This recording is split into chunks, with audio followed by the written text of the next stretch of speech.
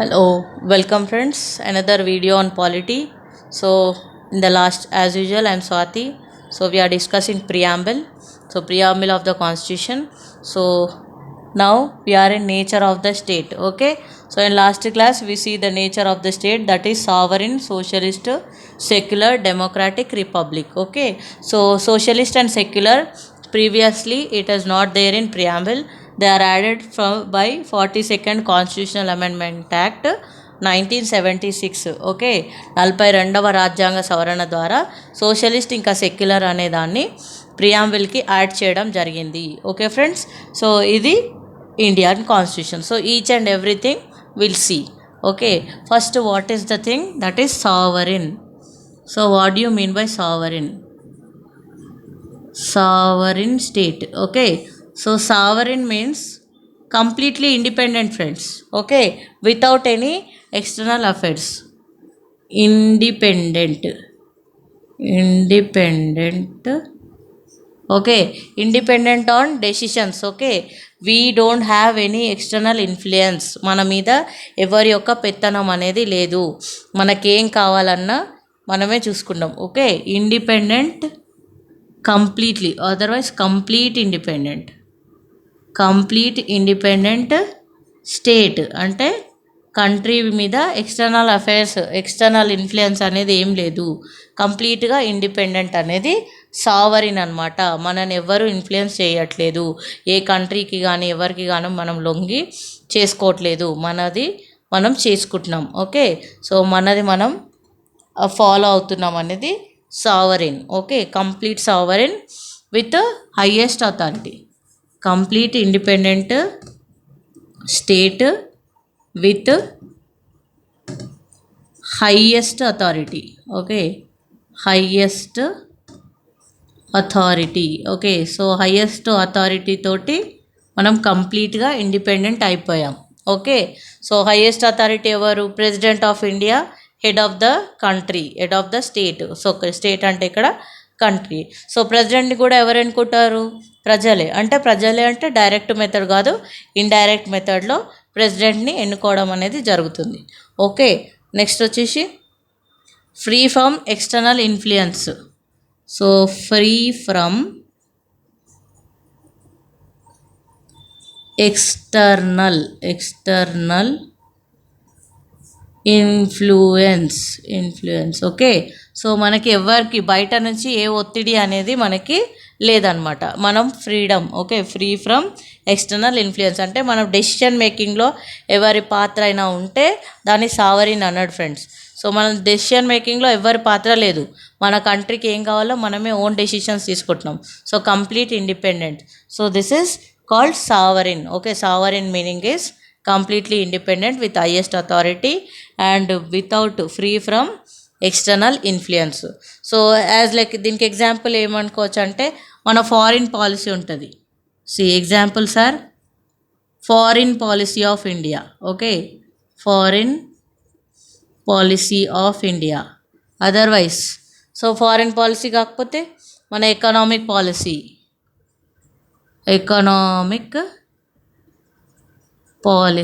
Okay, economic policy of India. Otherwise మన సెక్యూరిటీకి సంబంధించి so Indian nuclear policy.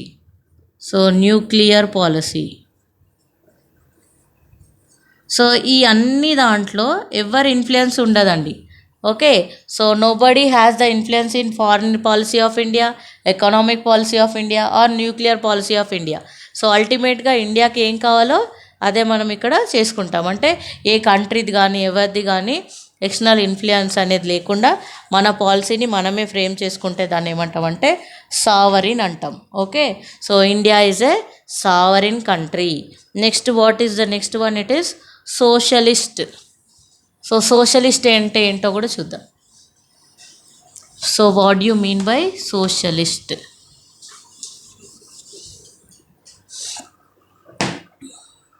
So socialist means equal distribution. Okay, social beings అంటాం కదా, socialist. So socialist meaning is equal distribution of material resources. అంటే మన ఇండియాలో ఉన్న అన్ని రిసోర్సెస్ని అందరికీ సమానంగా పంచడమే సోషలిస్ట్ అనమాట. So socialist previously it is not there in preamble, added. So added by 42nd Constitutional Amendment Act 1976. Important friends. Okay. So what do you mean by socialist means? So distributing the material resources equally to the people of the country. అంటే కంట్రీలో ఉండే అందరు పీపుల్కి ఈక్వల్గా material రిసోర్సెస్ని distribute చేయడమే socialist అనమాట. Okay, ఎవరు ఒకరికి ఎక్కువ ఒకరికి తక్కువ ఒకరిది ఒకరది అనేది భావన అనేది లేకపోవడమే సోషలిస్ట్ అనమాట. యాక్చువల్గా ఫస్ట్ నుంచి కూడా మన ఇండియన్ కాన్స్టిట్యూషన్ సోషలిస్ట్ అనే దాన్ని ఇంప్లిమెంట్ చేస్తుంది. కాకపోతే టు ఇన్స్టిల్ అంటే చూపించడానికి మిగతా ప్రపంచానికి ఇండియా సోషలిస్ట్ని ఫాలో అవుతుంది, సోషలిస్ట్ భావనలు ఫాలో అవుతుంది అనేది చూపించడానికి 42nd అమెండ్మెంట్ ద్వారా ఈ పదాన్ని యాడ్ చేయడం జరిగింది ప్రియాంబుల్కి. కాకపోతే ఫస్ట్ నుంచి ఇండియాలో అంటే కాన్స్టిట్యూషన్ ఇంప్లిమెంట్ అయినప్పటి నుంచి కూడా సోషలిస్ట్ అనేది మనము ఫాలో అవుతున్నాం. ఈక్వల్ రైట్, ఈక్వల్ లా, ఓకే. సో అన్నీ మనం ఫాలో అవుతున్నాం అనమాట. So what is this means? Equal distribution of material resources. Important friends. So equal distribution, okay. So distribution of material resources. So resources ఏంటి? So ఉన్న సంపద కానీ ఏదైనా ఓకే మెటీరియల్ రూపంలో ఉన్న అన్నిటినీ అందరికీ ఉన్న ప్రజలందరికీ ఈక్వల్గా డిస్ట్రిబ్యూట్ చేయడమే సోషలిస్ట్. ఓకే, సో దీంట్లో ఏంటంటే ఒక ఎగ్జాంపుల్ చెప్పొచ్చు. ఈక్వల్ డిస్ట్రిబ్యూషన్కి ఎగ్జాంపుల్ ఏంటంటే abolition of zamindari or jagirdari. So ప్రీవియస్లో ఇది ఉండేది ఫ్రెండ్. అంటే ఒక జమీన్ చేతు అంటే so some acres of land వచ్చేసి ఈ జాగీర్దార్ చేతులలో ఉంటుండే. సో మిగతా వాళ్ళందరినీ కూలీలుగా పెట్టుకొని సో వాళ్ళకి ఈక్వల్ డిస్ట్రిబ్యూషన్ అనేది జరగకుండే. సో వీళ్ళని అబాలిష్ చేయడం ద్వారా వీళ్ళని మనము రిమూవ్ చేసామన్నమాట. సో రిమూవ్ చేయడం ద్వారా మనము సోషలిస్ట్ అనే భావనని తీసుకొచ్చాం. అంటే ప్రజలందరూ సమానమే. ఈ జమీందారులు, జాగీర్దారులు, ఓనర్సు, ల్యాండ్కి ఓనర్సు, పట్టేదార్సు, పట్వారీసు, అప్పుడు ఇండిపెండెన్స్కి ముందు చాలా ఉండేది ఇదంతా.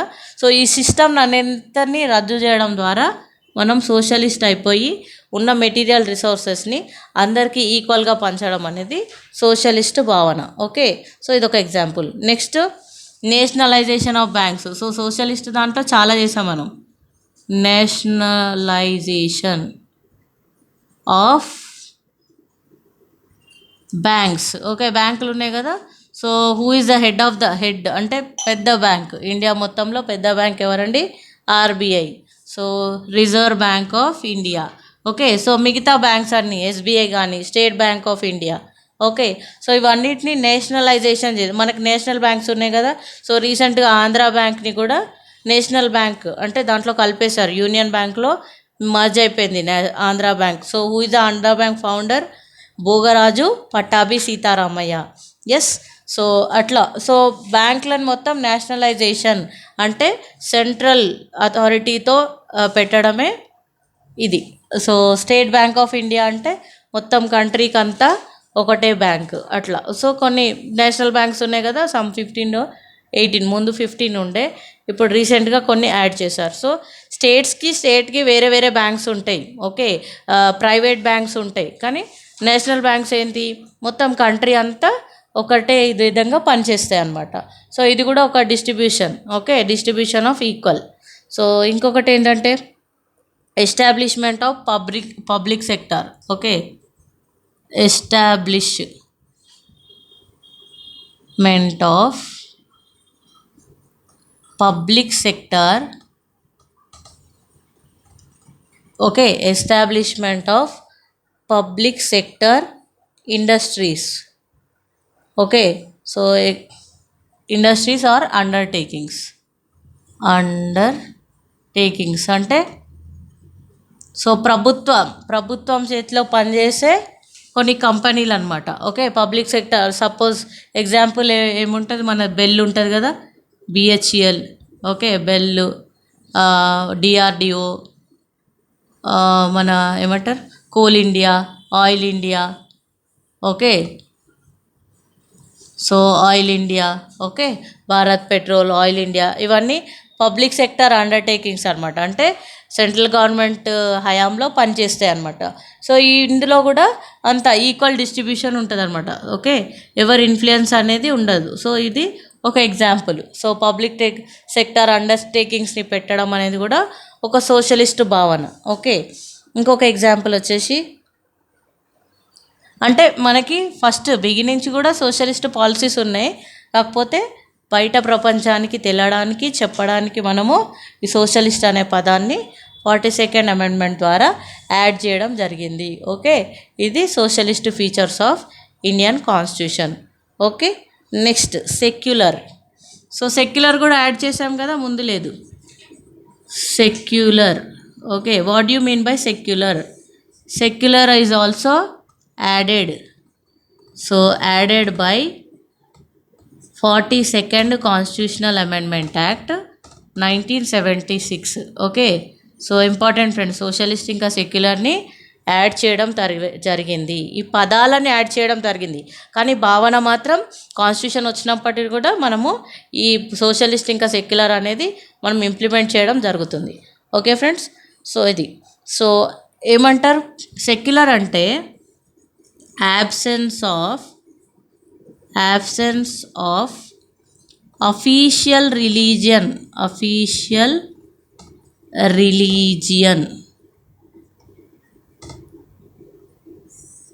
టు స్టేట్ అంటే ఇక్కడ కంట్రీ, అంటే కంట్రీకి అనేది అఫీషియల్ రిలీజన్ అనేది ఏమీ ఉండదు, అందరు ఇండియన్సే. Okay, so all are Indians, whether they may be Christian, they may be Hindu, they may be Muslim, they may be Zoroastrians. మనది భిన్నత్వంలో ఏకత్వం. ఓకే, సో అందుకని స్టేట్కి, మన కంట్రీకి అఫీషియల్గా రిలీజన్ అనేది ఏముండదు, ఆల్ ఆర్ ఇండియన్స్, అంటే all are equal before law అనేది సెక్యులర్ అనమాట. ఓకే, సో అఫీషియల్ ప్యాట్రనైజేషన్ కూడా ఉండదు. So official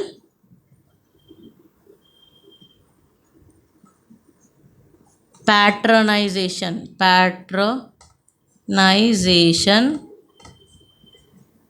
of any religion, అంటే స్టేట్ ఏ ఒక్క రిలీజియన్ని అఫీషియల్గా అడాప్ట్ చేసుకోదు, ఫాలో కాదు. ఓకే, సో ముందు రాజులు వాళ్ళు ఉండే కదా, సో ఒకరు బుద్ధిజం ఫాలో అయ్యారు, ఒకరు జైనిజం ఫాలో అయ్యారు, ఒకరు శైవైట్స్, ఒకరు వైష్ణవైట్స్, అట్లా డిఫరెంట్ ముస్లిం రాజులు వచ్చారు, వాళ్ళు ముస్లిం మతాన్ని స్ప్రెడ్ చేయడం. కానీ ఇండియాకి మాత్రం, అంటే మన కాన్స్టిట్యూషన్ ఇంప్లిమెంట్ అయిన తర్వాత, కాన్స్టిట్యూషన్ వచ్చి మనకి ఇండిపెండెన్స్ వచ్చిన తర్వాత మనం మతాలకు అతీతంగా జీవించడం అనేది జరుగుతుందన్నమాట. అంటే మనకి ఏ మతంతో సంబంధం లేదు, అన్ని మతాలు సమానమే కాన్స్టిట్యూషన్ దృష్టిలో, అందరూ ఒకటే, అందరూ భారతీయులే, అందరూ ఇండియన్సే. Unity, okay, unity and integrity of the country. Okay, so భిన్నత్వంలో ఏకత్వం, రైట్. సో అఫీషియల్ ప్యాట్రనైజేషన్ అంటే ఇండియా అంటే ఇది ఫాలో అవుతుంది. కొన్ని మనకు ముస్లిం కంట్రీస్ ఉంటాయి కదా ఫ్రెండ్స్, పాకిస్తాన్ అన్నాం అనుకోండి, అఫీషియల్గా వాళ్ళు ముస్లింని ఫాలో అవుతారు, ఓకే, ఇస్లాంని ఫాలో అవుతారు. సో ఇస్లామిక్ కంట్రీస్ ఉంటాయి, క్రిస్టియన్ కంట్రీస్ ఉంటాయి, ఇప్పుడు లైక్ మన జెరూసలేం ఇలాంటివి ఉంటాయి కదా, సో క్రిస్టియానిటీ ఫాలో అవుతాయి వాళ్ళు, క్రిస్టియన్కి ఇది. కానీ ఇండియాలో వచ్చేసరికి అన్ని మతాల వారు సమానంగా ఉంటారు. సో ఇండియాకి అనేది ఏ మతం లేదు, మతాలకి అతీతంగా భారతదేశం అనేది ఉంటుంది. ఓకే అని చెప్పడమే సెక్యులరిజం అనమాట. Okay, and all religions are equal before law. And so సంస్కృతిలో ఒక వర్డ్ ఉంటుంది, సర్వమత సమభావన. సర్వమత సమభావన, ఓకే, అంటే అన్ని మతాలు సమానమే, all are equal. Okay, so అన్ని మతాలు ఈక్వల్ అని చెప్పడమే ఈ సెక్యులర్. సో ఇప్పుడు నవేడేస్ కొన్ని ఇంపార్టెంట్ ఇష్యూస్ జరుగుతున్నాయి ఫ్రెండ్స్.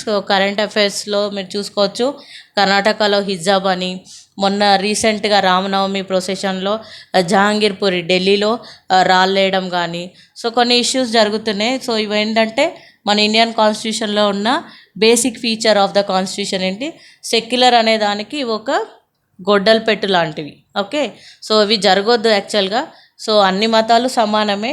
సో అందరూ సామరస్యంగా పరిష్కరించుకుంటే ఇలాంటి గొడవలు ఏమీ జరగవు. సో కరెంట్ ఇష్యూస్తో లింక్ చేస్తూ చూడండి.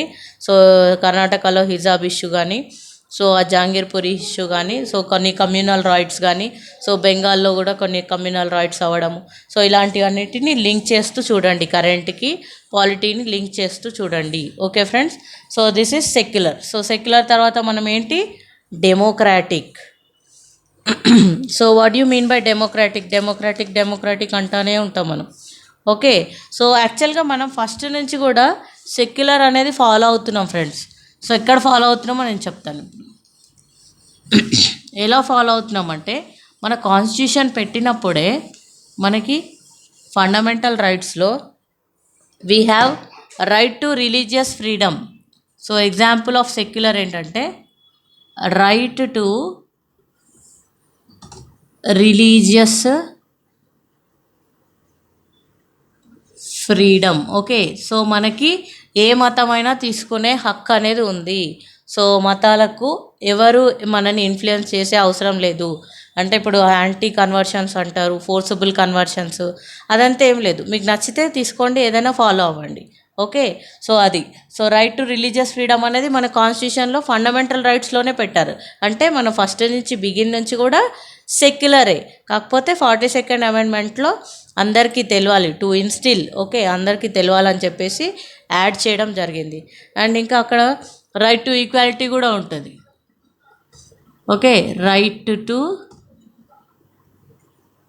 ఈక్వాలిటీ అంటే ఇది ఎందుకు ఫ్రెండ్స్ అంటే, సో మనకి ఎస్ఎస్ రాసేటప్పుడు, గ్రూప్ 1లో ఎస్ఎస్ రాసేటప్పుడు they may be ask you, see we are added socialist and secular these words to the preamble of the constitution through the 42nd Amendment Act 1976. Why? What about before? Okay, before 1976. Okay, before adding these words, so what is the situation of the constitution? That means they ask the explanation. Okay, ఒక explanation type SS కదా. So ఎస్ఏలో అడుగుతారన్నమాట.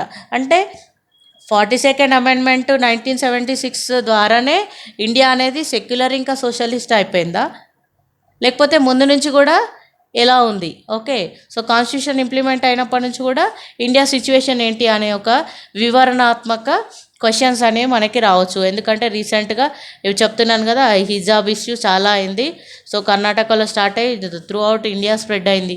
Okay, so ఈ communal riots ఇవన్నీ nowadays వస్తున్నాయి కాబట్టి there may be a chance to get that question in the mains. Okay, so అందుకని ముందు నుంచి కూడా మనము సెక్యులర్ ఇంకా సోషలిస్ట్, ఎందుకంటే దానికి ఎగ్జాంపుల్స్ మన దగ్గర ఉన్నాయి.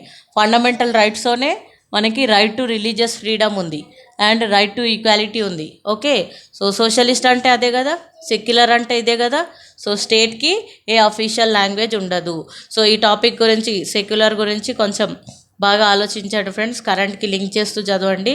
సో నవేడేస్ ఇష్యూస్ అవుతున్నాయి కాబట్టి కొంచెం important topic. Okay, you may be get 1 question regarding this in mains also. Okay, right. So group 1కి, ఓకే, గ్రూప్ 2కి అయితే ఇంత సరిపోతుంది. మిగతా ఎగ్జామ్స్కి అయితే ఇట్ ఈస్ ఇనఫ్. ఓకే, ఎందుకంటే మల్టిపుల్ చాయిస్ క్వశ్చన్స్ వస్తాయి. You can answer from this. Okay, whenever you want to write the essay, you need to know the each and every point clearly and you have to explain. Okay, so మన పర్సెప్షన్లో SS రాయడం అంటే మెయిన్గా ఏంటి friends, so already అన్నీ ఉంటాయి. So ఒక్కొక్కరు ఒకలాగా ఆలోచిస్తారు. ఇప్పుడు మీరు ఒకలాగా అనుకుంటారు, నేను ఒకలాగా అనుకుంటా, అంటే ఎవరి పర్సెప్షన్ వాళ్ళకు ఉంటుంది. సో మన పర్సెప్షన్లో దాన్ని కరెక్ట్గా కన్వే చేయడమే ఎస్ఏ రైటింగ్ అనమాట. ఓకే, సో మనము ఎగ్జామ్ మొత్తం మన పాయింట్ ఆఫ్ వ్యూలోనే ఉంటుంది. మనం ఎలా ఆలోచిస్తున్నామో, మనం ఆ జాబ్కి, ఆ పర్టికులర్ జాబ్కి ఫిట్ అవుతామా లేదా అనేది వాళ్ళు మన ఆన్సర్స్ ద్వారానే రిఫ్లెక్ట్ చేస్తారనమాట. ఓకే, సో అదొకటి ఇంపార్టెంట్. సో సోషల్ అయిపోయింది కదా, సెక్యులర్ అయిపోయింది కదా, next democratic. So democratic country. So ప్రజాస్వామ్య దేశం. పొద్దున్న లేవగానే ఎక్కడ చూసినా ప్రజాస్వామ్యం ప్రజాస్వామ్యం ఇవి వినిపిస్తూనే ఉంటుంది. డెమోక్రసీ డెమోక్రసీ అంటారు, కానీ నవ్వే డేస్లో యాక్చువల్ డెమోక్రసీ అనేది ఇంప్లిమెంటేషన్ అనేది జరగట్లేదు యాక్చువల్గా. Okay, so demos, actually demos అంటే ఏంటంటే, డెమోస్ మీన్స్ పీపుల్. ఓకే, క్రసీ, క్రసీ అంటే రూల్. అంటే ఏమైందండి, డెమోక్రసీ అంటే పీపుల్స్ రూల్ అవుతుందా, పీపుల్స్ రూలు నవడేస్లో. సో నవడేస్ చూసుకోండి. సో డెమోక్రసీ అన్నాం మనం. డెమోక్రసీ అంటే డెమోస్ అంటే పీపుల్, క్రసీ అంటే రూల్. పీపుల్స్ రూల్ అంటే ప్రజల రాజ్యం, ప్రజలే రూల్ చేయాలి. అవుతుందా డెమోక్రసీ అనేది కరెక్ట్గా ఇంప్లిమెంట్ అవుతుందా నవేడేస్ అంటే, మీరు కరెంట్ ఇష్యూస్ని, కరెంట్ పాలిటిక్స్ని అన్నిటినీ రిలేట్ చేస్తూ చూసుకోవాలి. ఈ డెమోక్రసీ అనేది ఎలా ఇంప్లిమెంట్ అవుతుంది. ప్రజాస్వామ్యం పొద్దున్న లేస్తే స్పీచ్లు దంచుతారు ఫ్రెండ్స్ బయటకు వచ్చి టీవీలో ముందు, డెమోక్రసీ డెమోక్రసీ అని. కానీ యాక్చువల్ డెమోక్రసీ అనేది ఇప్పుడు ఈ రోజుల్లో మాత్రం జరగడం లేదు. ఓకే, సో డెమోక్రసీ అంటే అథారిటీ ఆఫ్ ద గవర్నమెంట్స్. చూడండి చాలా బ్యూటిఫుల్గా చెప్పారు మన కాన్స్టిట్యూషన్లో. Authority of the governments, authority of governments vest with, ఎవరి దగ్గర ఉంటుంది, vest, vest with people, people of India. Okay, so authority, government యొక్క అథారిటీ అనేది ఎవరి దగ్గర ఉంటుందంటే పీపుల్ దగ్గర ఉంటుంది అనేది ప్రజాస్వామ్యం. అంటే ప్రజాస్వామ్యంలో ప్రజలే ఓనర్లు. ఓకే, ఎలా అంటే voice of the people is supreme, అంటే ప్రజలు, voice of the people is supreme, అంటే ప్రజల యొక్క వాయిస్ అంటే వాళ్ళదే నడుస్తుంది. అంటే ప్రజలకు ఏం నచ్చితే అదే జరగాలి ప్రజాస్వామ్యంలో, ప్రజలకు నచ్చంది జరగొద్దు. కానీ ఇప్పుడు నవేడేస్ మొత్తం కాంట్రవర్సీ నడుస్తుంది ప్రజాస్వామ్యానికి. Okay, so according to Abraham Lincoln, so Abraham లింకన్ది ఇక్కడ ఇంప్లిమెంట్. సో ప్రజాస్వామ్యం అంటే పీపుల్స్ రూల్ అండి. ఓకే, సో దీని గురించి డిస్కస్ చేస్తే ఒక క్లాస్ కాదు 2 క్లాసులు కూడా సరిపోవు, ఎందుకంటే ఇప్పుడు ప్రజాస్వామ్య ఉల్లంఘన అనేది జరుగుతూనే ఉంది. ఓకే, సో మనకి డెమోక్రసీ అంటే ఇది. So authority west with people, voice of the people. So democracy గురించి అబ్రహం లింకన్ గారు ఏమన్నారు అనేది ఇంపార్టెంట్ ఇక్కడ. So Abraham Lincoln, Abraham Lincoln. Okay, తెలిసే ఉంటుంది అబ్రహం లింకన్. ఓకే, తెలియకపోయినా కూడా మనకు ఒక సినిమాలో ఫేమస్ డైలాగ్ ఉంటుంది, ఠాగూర్ సినిమాలో అందరు చూసే ఉంటారు. సో అందులో చిరంజీవి గారు చెప్తారు, సో అమెరికాలో చెప్పులు కుట్టుకునే అబ్రహం లింకన్ అమెరికా ప్రెసిడెంట్ స్థాయికి ఎదిగాడు, కానీ ఇండియాలో మాత్రం అలాంటి చెప్పులు కుట్టుకునే అబ్రహం లింకన్లు ఇంకా చెప్పులు కుడుతూనే ఉన్నారండి. ఇంకా ఇలానే కొనసాగితే అంటే మనం యూత్, సో ఈ పాలిటిక్స్ గురించి కానీ, మన కాన్స్టిట్యూషన్ గురించి కానీ, మనకున్న రైట్స్ గురించి కానీ, ఇవన్నిటి గురించి తెలుసుకోకుండా మనకెందుకులే అని వదిలేస్తే ఇంకా అబ్రహం లింకన్లు చెప్పులు కుడుతూనే ఉంటారు ఇండియాలో. ఓకే, సో ఈ డైలాగ్ మీరు అందరు వినింటారు. సో అబ్రహం లింకన్ గారు చెప్పులు కుట్టే వ్యక్తి అమెరికాకి ప్రెసిడెంట్ అయిపోయాడు. అంటే నిజంగానే అమెరికా అనేది దేనికి ఐడల్, ఓకే, డెమోక్రసీకి ఒక ఐడియల్, ఫెడరలిజంకి ఐడియల్. ఓకే, సో అక్కడ పీపుల్కి ప్రతిదీ అంటే వాళ్ళకి పొలిటీషియన్స్ హామీలు ఇస్తారు ఫ్రెండ్స్. సో మనకు కూడా 5 ఇయర్స్కి ఒకసారి హామీలు ఇస్తారు కదా, సేమ్ వాళ్ళకు కూడా అక్కడ ఎలక్షన్స్ అలానే జరుగుతాయి. కానీ అక్కడ పీపుల్ ఎంత అబ్జర్వర్గా ఉంటారంటే, సో వాళ్ళకి 5 ఇయర్స్లో వాళ్ళు ఇచ్చిన హామీలన్నీ గుర్తుంటాయి. ఆ గవర్నమెంటు రావడానికి ముందు ఏదైతే వాళ్ళకి చేస్తామని చెప్పిందో అవన్నీ 5 ఇయర్స్ ప్రతి ఒక్కరు గుర్తుపెట్టుకుంటారు. కానీ ఇండియన్ కాంటెస్ట్లో ఏమవుతుందంటే మనకు గుర్తుండదు, మనం మర్చిపోతాం, మనం డైవర్ట్ అవుతాం. సో అదే మన పొలిటీషియన్స్కి ప్లస్ అవుతుందన్నమాట. ఓకే, సో అందుకనే సో అబ్రహం లింకన్ కాంటెస్ట్లో డెమోక్రసీ అంటే ఏంటంటే, democracy is by the people, of the people, for the people. Okay, by the people, of the people for the people.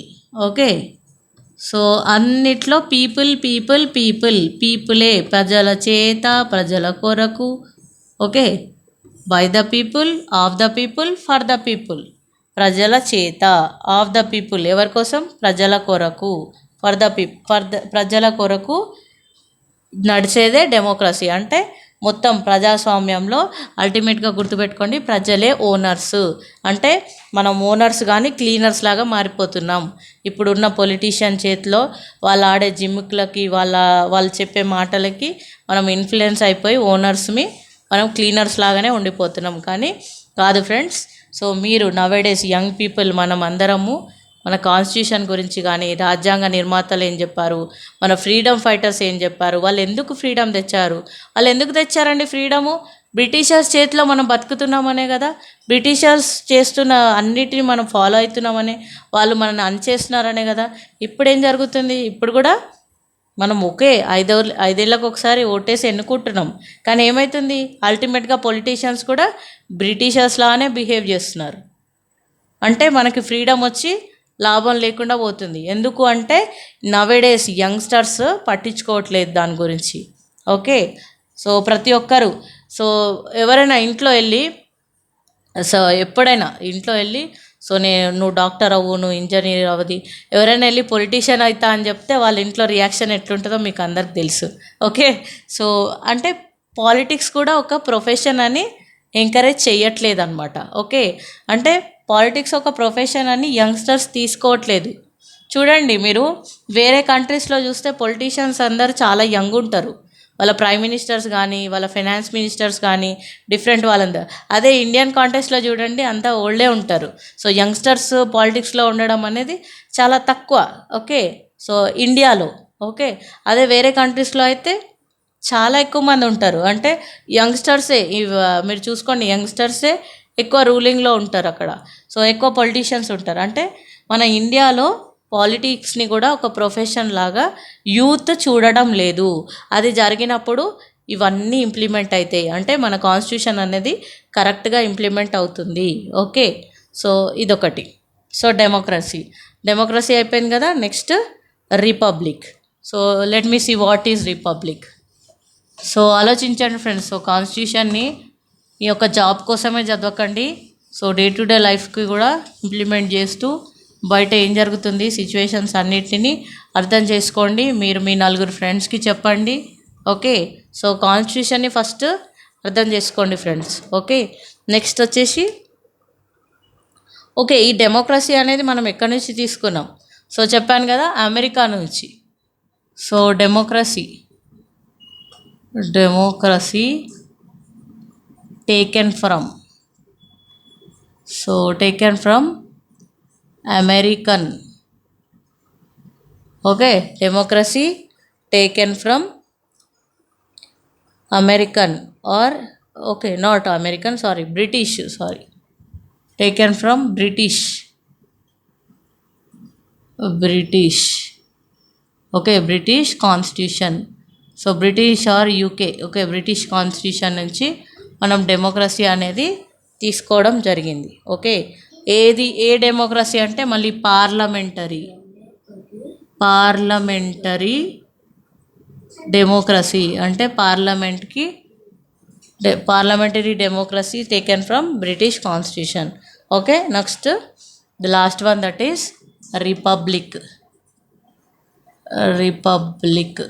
Okay, so let me see what you mean by republic. Republic అనగానే గణతంత్ర. It means head of the country. Okay, it means head of the country. Okay, head of the country is elected. Okay, head of the country or state. So country అనొచ్చు, లేకపోతే state. Okay, elected. So head of the country elected by the people. Okay, head of the country elected by the people for a fixed term. Okay, by the people for fixed term. అంటే రాచరికం అనేది ఉండదు. అంటే రాజు తర్వాత రాజు కొడుకు, వాళ్ళ పిల్లలు, వాళ్ళ మన్మడు అట్లా కాదు. So head of the country ఎవరండి? ప్రెసిడెంట్. సో ప్రెసిడెంట్ ఎలెక్ట్ అవుతారు ఎవరి ద్వారా? పీపుల్ ద్వారా, indirect method and every 5 years. So 5 yearsకి ఒకసారి హెడ్ ఆఫ్ ద కంట్రీ అనేది చేంజ్ అయిపోతుంది. ఓకే, సో ఒకసారి ఒకరైతే ఇంకోసారి ఇంకొకరు. ఓకే, సో ఇది but not hereditary.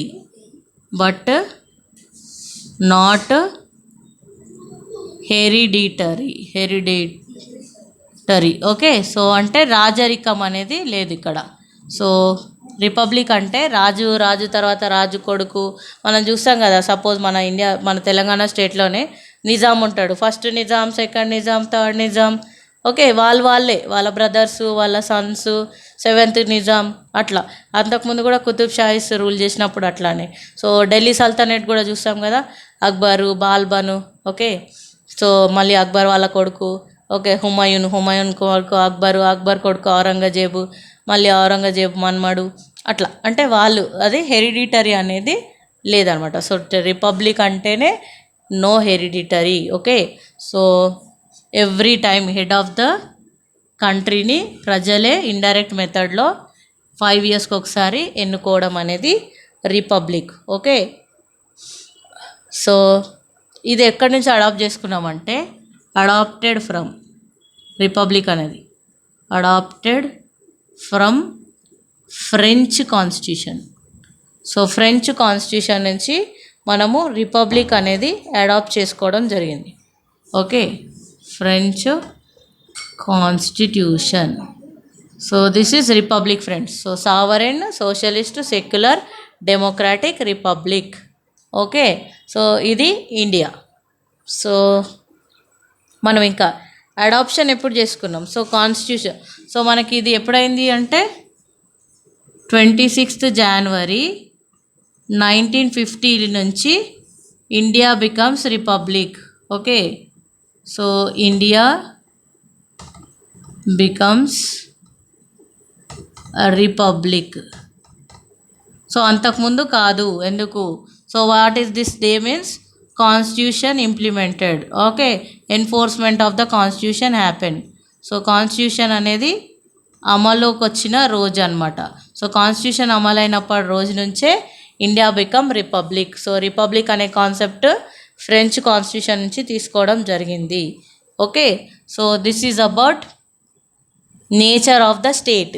Okay, nature of the స్టేట్లో sovereign, socialist, secular, democratic, republic. So మనం ఈచ్ అండ్ ఎవ్రీ వర్డ్ని క్లియర్గా చూసాం కదా. So this is about the nature of the state friends. So in the next video we'll see the aims and objectives of the constitution. Okay, next we finish the preamble, then we go for the opinion of the different prominent person on the preamble, then we go to the actual topic, that is parts of the constitution.